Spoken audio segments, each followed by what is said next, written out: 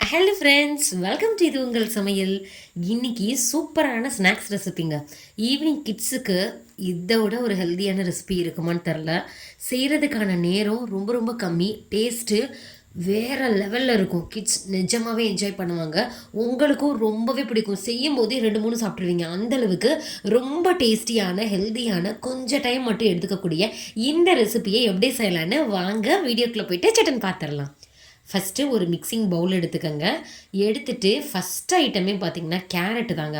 எவ்வளோ கேரட் சேர்த்துருக்குறேன்னு பார்த்தீங்களா? ஒரு பவுல் நிறைய கேரட் ஃபுல்லாத்தையும் எடுத்துக்கோங்க. நல்லா துருவி எடுத்துக்கோங்க. நம்ம கட் பண்ணி செஞ்சோன்னா அந்தளவுக்கு உங்களுக்கு வந்து நல்லா இருக்காது. இந்த மாதிரி இந்த துருவுற கிரேட்டர் இருக்குல்ல, அதில் சின்ன கண் இருக்கும் தெரியுமா, அந்த இதில் நீங்கள் துருவிக்கங்க. பெருசில் வேண்டாம், சின்னதில் துருவிக்கங்க. இது இப்படியே இருக்கட்டும். அதுக்கப்புறம் முட்டைக்கோஸ் இருக்கு இல்லையா, அதையும், அதாவது இது கொஞ்சம் கம்மியாக, நம்ம கேரட் நிறைய சேர்த்துருந்தோம் 1 கப் அளவு, இது 1/2 கப் அளவு சேர்த்துக்கங்க போதும். இது ரெண்டுமே வந்து துருவி இருக்கிறதுனால உங்களுக்கு தண்ணி கண்டென்ட் இருக்கிற மாதிரி இருக்கட்டும். இப்போ பீன்ஸ் இருக்கு இல்லையா, அதை வந்து உங்களால் எவ்வளோ தின்னாக கட் பண்ண முடியுமோ அந்த மாதிரி கட் பண்ணிக்கங்க. இது வந்து வெந்துருமா அப்படின்லாம் யோசிக்காதீங்க, நல்லா வெந்துடும். இதுவுமே கம்மியாக தான் யூஸ் பண்ணணும், 1/4 கப் அளவு. இதுக்கு தேவையான அளவு உப்பு சேர்த்துக்கலாம். நான் இப்போ சேர்த்துருக்கிறதுக்கு பார்த்தீங்கன்னா 3/4 டீஸ்பூன் உப்பு சரியாக இருக்கும். நான் வந்து நிறைய சேர்த்துருக்குறேன், பவுல் நிறைய வந்துருச்சு பார்த்தீங்களா. இப்போது காரத்துக்கு தகுந்தாப்புல மிளகாய்த்தூள், உங்களுக்கு பெப்பர் பிடிக்குதுன்னா நீங்கள் அது கூட சேர்த்துக்கலாம். கரம் மசாலா 1/2 டீஸ்பூன் சேர்த்துக்கோங்க.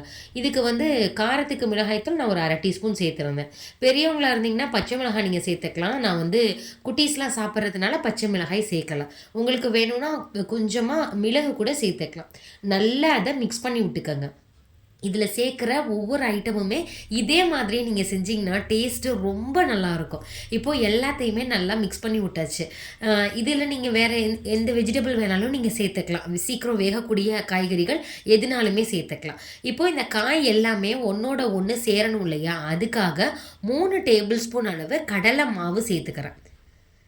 இது வந்து என்ன ஆகும்னா ஒன்றோட ஒன்று சேர்றதுக்கு ஹெல்ப்ஃபுல்லாக இருக்கும். தனித்தனியாக இருக்காது, காய் ஒன்றோட ஒன்று சேர்ந்துக்கிறோம், அதுக்காக தான். அதுக்கப்புறம் பச்சரிசி மாவு இருக்கு இல்லையா, அது வந்து 1 டீஸ்பூன், 1 டேபிள் ஸ்பூன் சேர்த்துக்கங்க. எதுக்காகனா நல்ல ஒரு கிறிஸ்பினஸ் கொடுக்கும், அதுக்காக. இப்போ என்ன தான் நம்ம வந்து காயை நம்ம துருவி சேர்த்துருந்தாலும் தண்ணி சேர்க்கலைனாலும் இது வந்து என்ன ஆகும்னா உங்களுக்கு தண்ணி விடும் துருவி இருக்கிறதுனால. அதனால 1 டேபிள் ஸ்பூன் அளவு ரவை சேர்த்துக்கலாம். இந்த மாதிரி சேர்த்துட்டு நல்லா மிக்ஸ் பண்ணி விடுங்க. சப்போஸ் நீங்கள் தண்ணிக்காய் எடுத்திருந்தீங்கன்னா கூடுதலாக ரவை சேர்த்துக்கங்க. சுரைக்காய் அந்த மாதிரி எடுத்திருந்தீங்க அப்படின்னா நீங்கள் ரவை சேர்த்துக்கலாம்.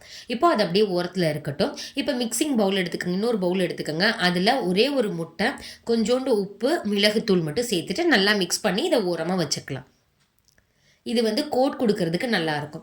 என்கிட்ட கார்ன்ஃப்ளெக்ஸ் இருந்தது, அதனால இது நல்லா பொரிச்சிட்டு இது நல்லா க்ரிஸ்ப் பண்ணி எடுத்துக்கலாம். சப்போஸ் உங்கள்கிட்ட வந்து பிரெட் க்ரம்ஸ் இருந்ததுன்னா நீங்கள் அதை கூட எடுத்துக்கலாம். இல்லை ரெண்டுமே இல்லைனாலும் பரவாயில்ல, ரவை இருக்கு இல்லையா, அதை எடுத்துக்கங்க போதும். இதை நான் இதில் செய்கிறத வந்து நீங்கள் அப்படியே ரவையை வச்சு செய்யுங்க, சரியாக இருக்கும்.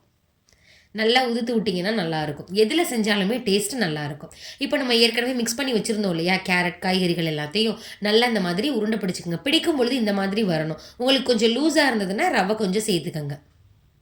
இப்போ இதான் முட்டையில் லைட்டாக டிப் பண்ணிவிட்டு இந்த நம்ம கார்ன் வச்சுருக்கோம் இல்லையா, கார்ன்ஃப்ளெக்ஸ், அதில் வந்து லைட்டாக வந்து இந்த மாதிரி பரட்டி விடுங்க. நம்ம இதுக்கு எண்ணெயும் ரொம்ப ரொம்ப கம்மியாக தான் யூஸ் பண்ணுறோம். எண்ணெயில் போட்டு அப்படியே பொரிக்க போகிறது கிடையாது. இந்த மாதிரி எடுத்துருங்க.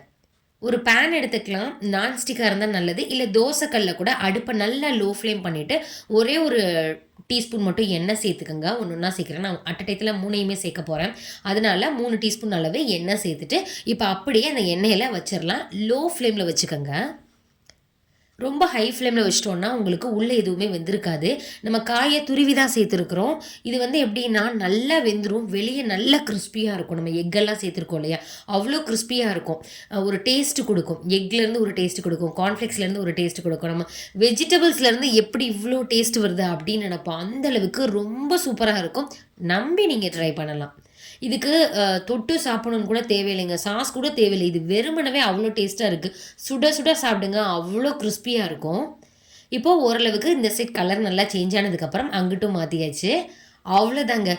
சூப்பரான கட்லெட், வெஜிடபிள் கட்லெட் இவ்ளோ டேஸ்டியா இருந்ததுன்னா, டெய்லியுமே கேட்பாங்க. நம்மளும் கிட்ஸ் நல்லா சாப்பிடுறாங்க, ஹெல்தியானது சாப்பிடுறாங்கன்னு ஒரு சூப்பர் சாட்டிஸ்ஃபேக்ஷன் இருக்கும். கண்டிப்பா ட்ரை பண்ணி பாருங்க. இதே மாதிரி ஏகப்பட்ட ரெசிபீஸ் நம்ம சேனல்ல போட்டிருக்கோம். தேவைப்பட்டா டிஸ்கிரிப்ஷன் பாக்ஸ்ல லிங்க் தரேன், அங்க போய் பாருங்க. ஓகே ஃப்ரெண்ட்ஸ், இதே மாதிரி ஒரு இன்ட்ரெஸ்டிங்கான வீடியோல பார்க்கலாம். Thank you. பாய்.